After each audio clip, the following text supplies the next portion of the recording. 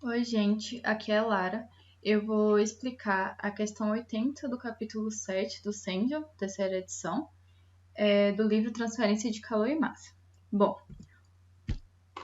o problema, ele fala sobre água, que está inicialmente a 15 graus Celsius e deve ser aquecida até 65 graus Celsius. E como que ela vai aquecer? Ela vai passar por um feixe de barras de resistência de aquecimento de 4 metros de comprimento e 1 centímetro de diâmetro, mantidos a 90 graus Celsius. Esse 90 graus Celsius aqui é importante ressaltar que ele está falando sobre a temperatura da superfície desse tubo, ok? A água aproxima-se do feixe de barras do aquecedor na direção normal. Por que ele fala direção normal? Porque aí a gente não vai precisar decompor nenhuma velocidade, a gente vai poder usar ela bonitinha do jeito que ele entrega. Então tá, na direção normal, a uma velocidade média de 0,8 metros por segundo. As barras estão dispostas em linha com passos longitudinal e transversal de, respectivamente, 4 centímetros e 3 centímetros. Isso a gente vai usar nas contas. Ele pede para determinar o número de fileiras de tubo, que são essas fileiras assim, na direção do escoamento. Opa, então é assim. Na direção do escoamento necessário para alcançar o aumento indicado de temperatura. Então, agora a gente vai separar os dados importantes da questão. A gente tem o fluido de trabalho, que vai ser a água, a temperatura inicial desse fluido, a temperatura final, temos também o L, que vai ser o comprimento do tubo, o diâmetro do tubo, a temperatura superficial do tubo, temos que é a direção normal, como eu falei anteriormente, né, que a gente não vai precisar decompor. Temos o valor da velocidade. A gente tem isso que é muito importante, que as barras estão dispostas em linha. Isso tem que ser muito ressaltado, muito bem ressaltado, porque muitas fórmulas vão depender dessa condição aqui.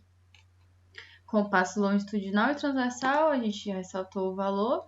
E o que ele pede? Ele pede para determinar o número de fileiras de tubo. Então, bora lá começar a questão. Aqui eu separei mais bonitinho os valores certinho. E aqui o que ele pede, né? O número de fileiras, que vai ser o nosso NL. As considerações, que são muito importantes também, vão ser regime permanente e a temperatura da superfície dos tubos, no caso TS, é constante. Beleza. A análise a gente vai desenvolver por passos, bem tranquilo. Então, vamos lá. Nosso primeiro passo vai ser procurar os dados da água, que é nosso fluido de trabalho, na temperatura de filme. O que é essa temperatura de filme? Vai ser a temperatura que vai ser da saída do fluido, que vai ser o 65, mais a temperatura inicial do fluido, que vai ser 15, dividido por 2. Simplesmente uma média simples desses dois valores de temperatura, que vai dar 40. Como que a gente faz para achar essas propriedades? A gente pega a tabela A9, que está no final do livro do Sengel, e aí a gente vai nas propriedades da água saturada e procura pela temperatura de filme, que foi o 40. Aqui a gente vai usar todos os valores relacionados ao líquido, porque como a nossa temperatura final foi 65, a gente sabe que não vai ter alcançado a ebulição da água ainda. Então, a gente vem aqui, sempre em líquido, a gente vai precisar futuramente da densidade, vai precisar, deixa eu ver do que mais, do CP, vai precisar do K, vai precisar da viscosidade dinâmica e do número de Prandtl. Então, vamos lá. Então, para começar a resolver, na verdade, já começando a resolver, a gente precisa primeiro da velocidade máxima de escoamento no banco de tubos. E aí eu falei que aquela informação sobre o arranjo ser em linha ia determinar muito. Primeiro a gente já começa vendo que a gente já depende de saber essa informação para saber a fórmula da velocidade máxima. Porque se fosse um arranjo escalonado, a velocidade máxima seria outra. Então a gente tem aqui velocidade máxima é o passo transversal sobre passo transversal menos o diâmetro multiplicado pela velocidade que ele dá. Então, substituindo os valores que foram dados anteriormente, qualquer coisa só volta um pouquinho no vídeo que já acha, a velocidade máxima deu 1,2 metros por segundo. Agora, a gente precisa também do número de Reynolds. Nessas questões que a gente precisa encontrar o coeficiente de transferência de calor por convecção, a gente sempre vai precisar encontrar o Reynolds. Então, para a gente encontrar o Reynolds, aqui nesse caso do banco de tubos, a gente tem que encontrar o Reynolds baseado na velocidade máxima que a gente encontrou anteriormente, que vai ser a densidade encontrada lá no início, que a gente usou a tabela, velocidade máxima, diâmetro e viscosidade, deixa eu ver o nome, viscosidade dinâmica. Pronto, tudo aqui. A gente tem os valores que a gente separou anteriormente, então substituindo a gente tem que o Reynolds é 18.231,55. Esse é o número adimensional, beleza?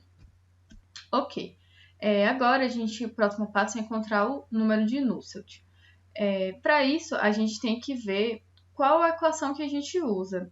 Por quê? De novo, a gente vai utilizar a informação que o arranjo é em linha. Além de saber que o arranjo é em linha, a gente tem que saber a faixa do que o nosso Reynolds se encontra. Então, a gente tem o nosso Reynolds aqui, que vai dar mais ou menos 1,8 vezes 10 à quarta, né? Então, ele vai se encaixar nesse intervalo aqui e no arranjo em linha. Então, a gente vai usar essa equação e a gente tem o quê? Nessa equação, a gente não tem um dado, a gente não tem o PRS. O que vai ser esse PRS? Vai ser o número de Prandtl avaliado quando a temperatura do fluido, que é a água nesse caso, for igual à temperatura da superfície do tubo, ou seja, 90 graus nesse caso. O PR a gente já encontrou, que foi o primeiro encontrado na tabela, na temperatura de filme, beleza? Aí, olhando a tabela 9 de novo, a gente só vai lá e procura qual a temperatura que a gente quer, 90 graus. E aí, encontramos o número de Prandtl aqui bonitinho, que vai ser 1,96. Aí, a gente vai pegar essa fórmula aqui e vai substituir todos os valores que a gente tem. A gente já tem o Reynolds, já tem o número de Prandtl na temperatura de filme, ele aqui de novo, e temos o Prandtl na temperatura de superfície. Então, substituindo os valores, a gente tem que o Nusselt, ele é 269,31, que também vai ser um valor dimensional. A gente não tem o número de fileiras, então o próximo passo a gente precisaria saber. Mas o que é que a gente pode fazer? Uma suposição. Então, aqui a gente vai fazer a suposição de que o número de fileiras vai ser maior que 16. Então, a gente pode só utilizar essa fórmula aqui tranquilinha para encontrar o valor do coeficiente de transferência de calor por convecção. E agora é só substituir.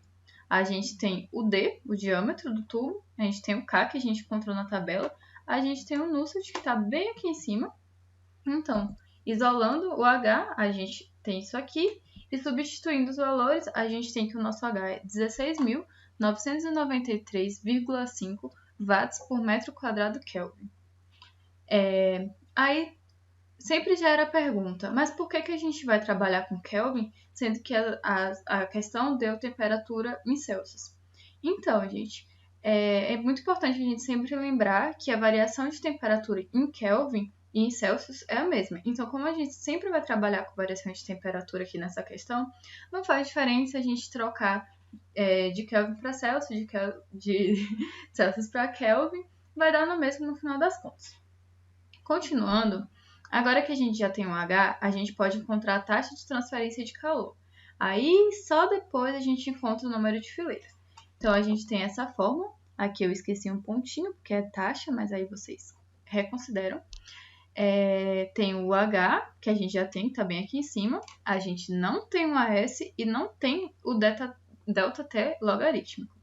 Então, vamos achar esses valores, né? Então, encontrando o AS, o que é que vai ser? Vai ser o número de fileiras multiplicado pela área superficial de um tubo, de um cilindro, que vai ser o perímetro vezes o comprimento. Bem simples.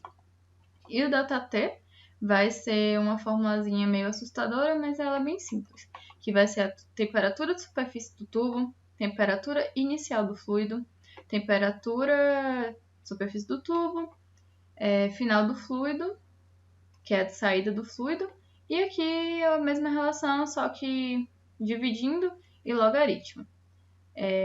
Então é só resolver substituindo os valores que a gente tem. A gente vai ter o AS igual a 0,1257 NL, que é a primeira vez que o nosso NL aparece aqui, beleza? Então a gente já vai ter que igualar alguma coisa. E o nosso ΔTLN vai dar 45,51 graus Celsius. Substituindo na equação que eu dei anteriormente, a gente vai ter que a taxa vai ser 97.212,9 NL. Tá bom, a gente está ficando mais perto de alcançar o nosso objetivo e aí a gente vai ter que igualar alguma coisa, como eu falei, porque aqui aparece o nosso NL pela primeira vez, que ele vai continuar aqui na nossa fórmula de taxa. Então a gente vai precisar encontrar outra equação para poder fazer essa relação, certo?